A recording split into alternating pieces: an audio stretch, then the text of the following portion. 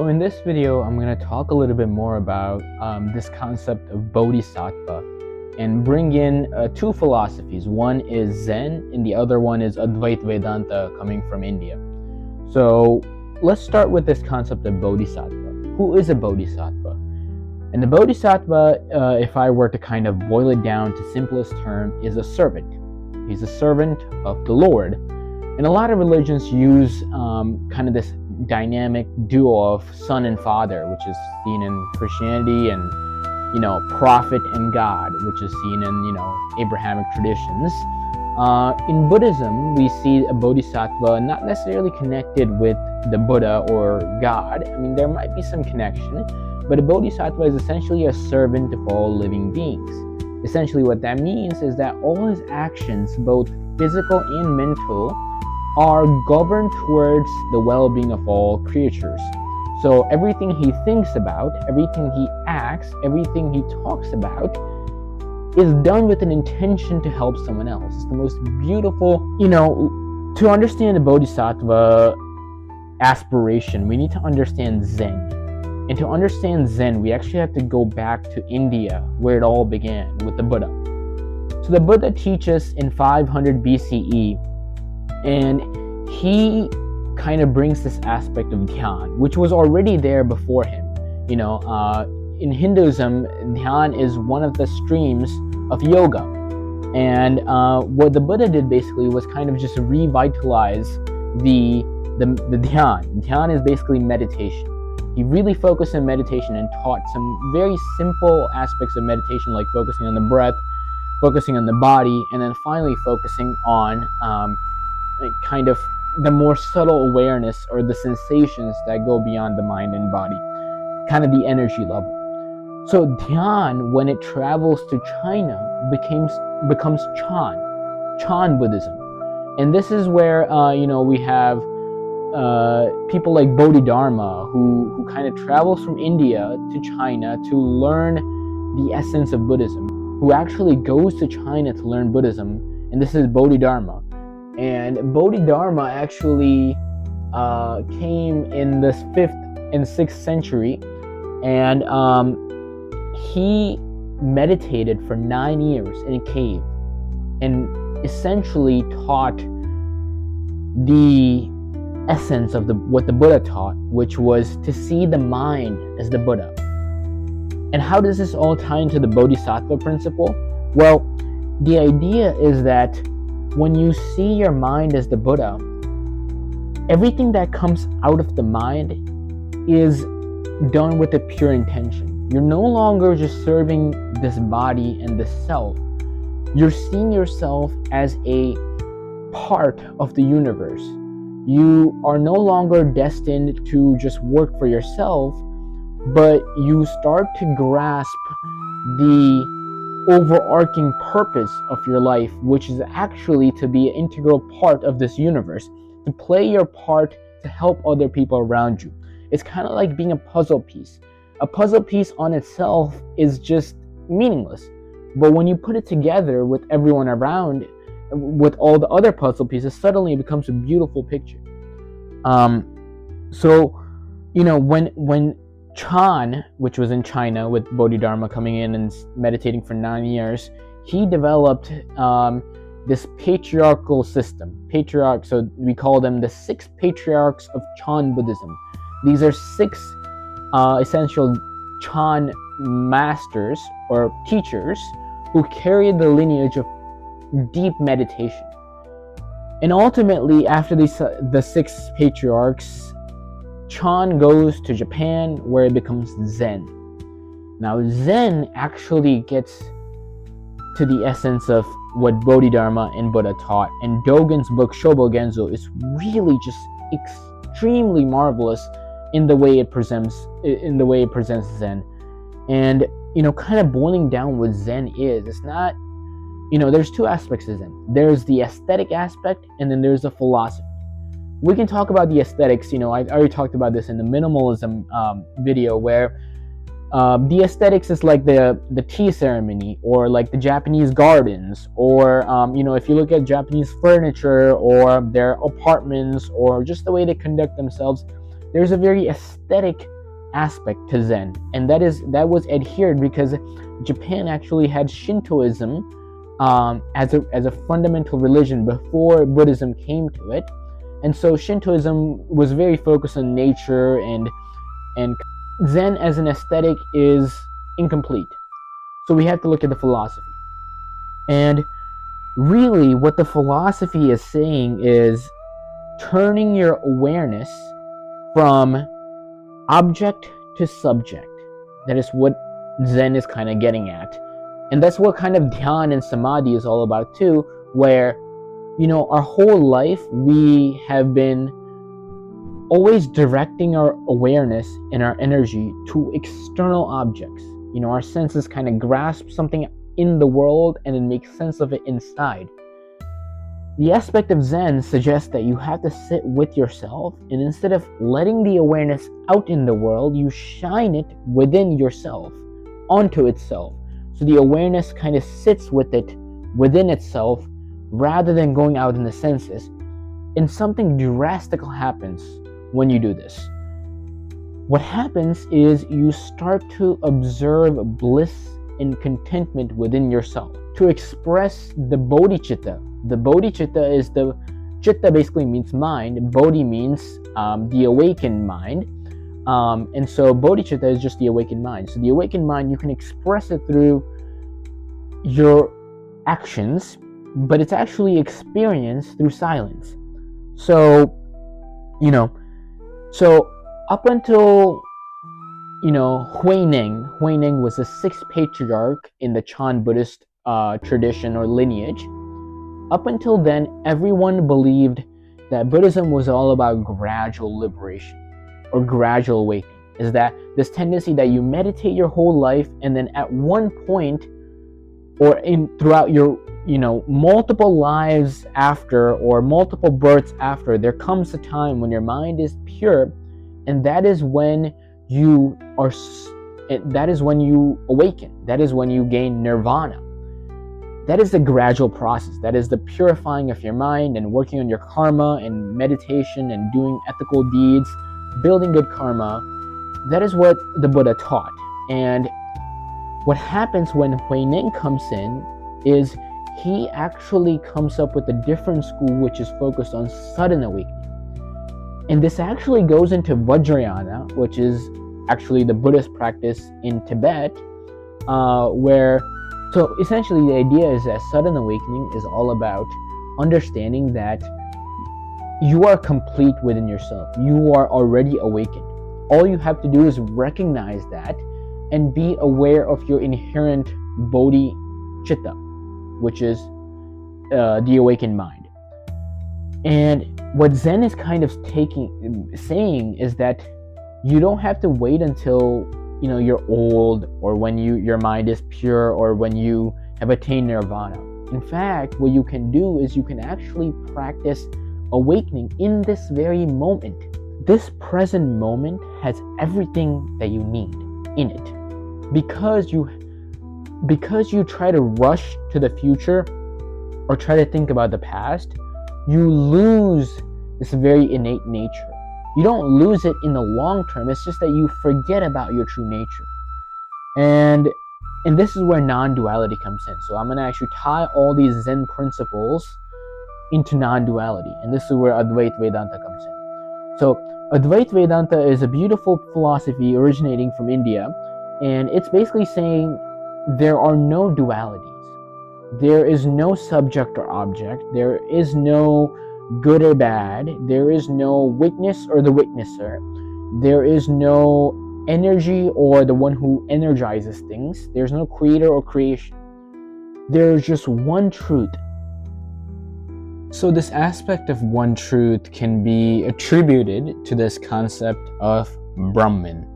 So what the Advaita Vedantas want to say is that there's this one pervading truth which we call Brahman. And I'm going to quote the Upanishads on this because that is the source through which all knowledge is passed down in Hinduism. So the Upanishads say, "He who thinks he knows Brahman does not know it. He who thinks he does not know Brahman, he knows it. And then I'm also going to add on this other quote that's also Brahman. That which is not expressed by speech, but by which speech itself is expressed, that is Brahman. That which is not perceived by the mind, but by which the mind perceives, that is Brahman. That which is not known by the senses, but by which the senses are known, that is Brahman. So, in the first quote, it's basically saying, if you think you understand the Brahman, you don't. If you don't understand the Brahman, you actually do. And this is bizarre. This is beyond logic. What does this mean? The second quote kind of builds on that. It says that the mind, the senses, and the speech are all tools we use to understand the material world. And even the spiritual world, we try to use pointers or these cognitive processes of the mind to understand something. But here's the thing. What if that thing or that concept is beyond cognition? And this is the concept of Brahman. Brahman is that which actually produces speech, that which actually produces thought, that which actually produces the ability to sense things. So for you to use the production to understand the source is meaningless. It's like a child imitating its father, or trying to draw the face of his father, or try to talk about his father. No matter how hard the child tries to explain its father, it can never actually exactly show what its father is like, because its father, it comes before the child. I mean, the child can try to imitate its father, but it's limiting by nature, because it's just a production of the father. So in the same way, your senses, your mind, and your intellect are all produced by the Brahman, and so they cannot explain the Brahman. You have to go beyond them. And this is kind of very similar to what the Zen Buddhists say. They say that, we can't understand the true nature through speech, so it's better to sit down and meditate. In fact, some of the most profound Tibetan and Japanese concepts in Buddhism involve silence. Silence is extremely important, because it is through silence that you create this space, this awareness that transcends all cognitive processes. So essentially what I'm trying to get at is that the concept of Brahman is very similar to the concept of Zen, which is Dhyana.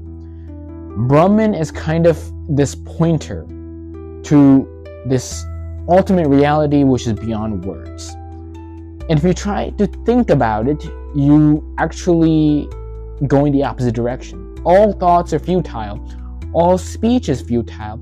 The only way to understand or experience this ultimate reality is through meditation. And it's actually through what we call a guru's grace, which basically means that you need a teacher to transmit the knowledge. You can't just get it through this egotistical mind. And when I read these Upanishads, I'm just baffled by the idea that this is very similar to what the Tao Te Ching says.